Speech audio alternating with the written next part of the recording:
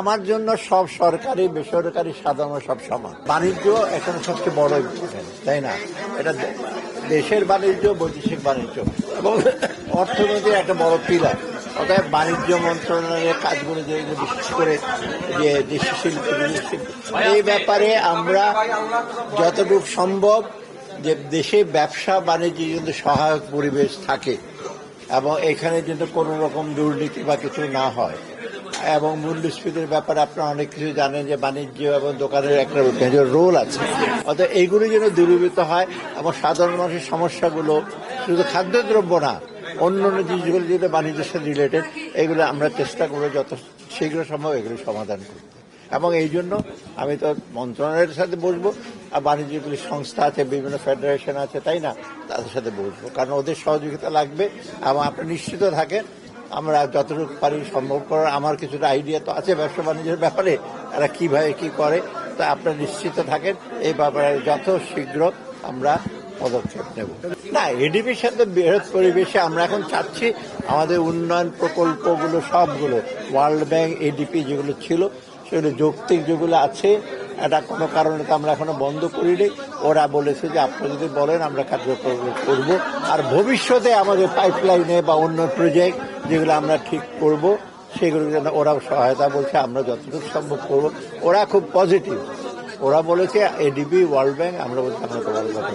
Reserve ব্যাপারে তো governor আছে, ওরা কথা বলবে গিয়ে, বিশেষ করে IMF এর টিম যাবে, ওরা কথা বলবে রিজার্ভ ব্যাপারে, ফরেন এক্সচেঞ্জের ব্যাপারে, এগুলো করবে। এটাতে সম্পৃক্ত আমার মেইন হলো প্রজেক্টের ব্যাপারে। এখন প্ল্যানিং কমিশনের প্ল্যানিং মিনিস্টার একজন আসছেন, উনি যে সেগুলো করবেন সে অনুযায়ী আমরা অর্থ এবং আমি বাণিজ্য মন্ত্রণালয়ের কাছে সবার সাথে একসাথে কাজ করি। দ্রব্যমূল্য ব্যাপারটা হলো একটা হলো আপনার উৎপাদন আর একটা সরবরাহ। উৎপাদনটা দেশে হয়, সরবরাহ দেশে হয়, বাইরের থেকে আনতে হবে, যেখানে বাণিজ্য হিসেবে সংস্থাটা আছে। ওই রিলেটেড যেগুলো যে আছে সেগুলো যত সম্ভব সহায়ক পরিবেশ হয় বাণিজ্যে। আমরা অনেক সময় ইম্পোর্টেড ইনফ্লেশন হয়, তাই না, ওই ব্যাপারে এবং ব্যবসা বাণিজ্য এসেগুলো বডিগুলো রিলেটেড আমরা ওইদিকে যথেষ্ট সজাগ আছে এবং এই জিনিসগুলো আমাদের আছে। আর আমাদের যে সহকর্মী যিনি আছেন যে প্ল্যানিং মিনিস্টার, আমরা তো একসাথে আমরা জানি কি ব্যাপারগুলো, আরো ডিটেল জানি আমরা, ওগুলো আমরা একসাথে কাজ করি। নির্ভরশীল আপনারা অনেক সময় বলেন ইম্পোর্টেড ইনফ্লেশন, এইগুলো আমরা সজাগ আছি।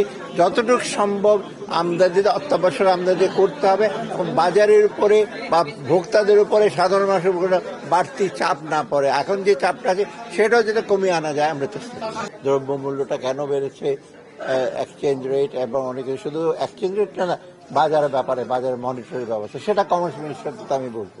আমার কথাটা, আমার জন্য সব সরকারি বেসরকারি সাধারণ সব সমান। প্রত্যেকে যেন একটা ডিসেন্ট লিভিং এবং ব্যালেন্স ফুড, এটা যেন, আমি কিন্তু সেদিন মাছ, খাদ্য, ডিমের কথা আলোচনা করেছি, চাল ডাল তো হবে না। অতএব এইগুলো নিয়ে আমরা সজাগ এবং এইগুলো নিয়ে করবো এবং আপনারা যেন সমানভাবে সমহারে, একেবারে সমানভাবে বলছে, সমহারে যাতে সুযোগ সুবিধা সবাই পায়, প্রাইভেট, সরকারি, সেই ব্যাপারে আমরা নিশ্চয়ই পদক্ষেপ